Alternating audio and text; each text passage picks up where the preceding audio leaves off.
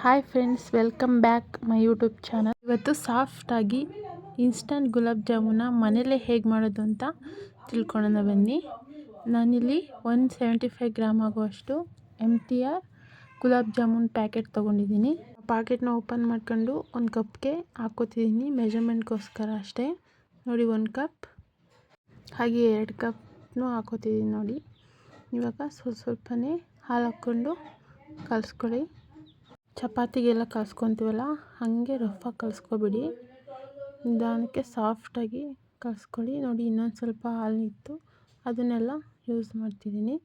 ಕ್ಲೀನಾಗಿ ಕಲಿಸ್ಕೊಳ್ಳಿ. ಕಲಸಿಟ್ಟು ಒಂದು 1/4 ಗಂಟೆ ಹಾಗೆ ಬಿಡಿ. ಅದೇ ಕಪ್ಪಲ್ಲಿ 2 ಕಪ್ ಆಗೋಷ್ಟು ಸಕ್ಕರೆ ತೊಗೊಂಡಿದ್ದೀನಿ.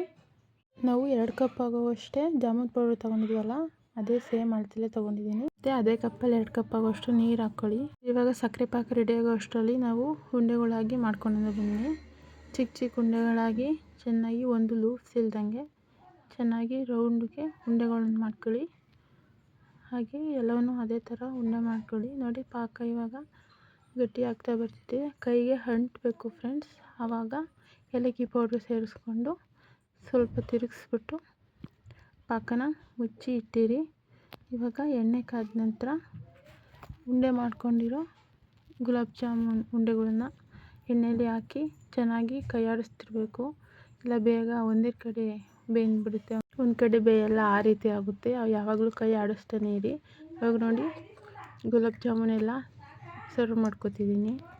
ಇವಾಗ ಬಿಸಿ ಇದ್ದಾಗಲೇ ಸಕ್ಕರೆ ಪಾಕಕ್ಕೆ ಹಾಕ್ಕೋಬೇಕು, ಹಾಗಾದರೆ ಸಕ್ಕರೆ ಎಲ್ಲ ಚೆನ್ನಾಗಿ ಜಾಮೂನು ಹೀರ್ಕೊಳ್ಳುತ್ತೆ. ಇವಾಗ ಪ್ಲೇಟ್ ಮುಚ್ಚಿ ಅರ್ಧ ಗಂಟೆ ತಣ್ಣಗಾಗೋಕೆ ಬಿಡಿ. ಅರ್ಧ ಗಂಟೆ ಆದಮೇಲೆ ಸರ್ವ್ ಮಾಡ್ಕೊತಿದ್ದೀನಿ ನೋಡಿ.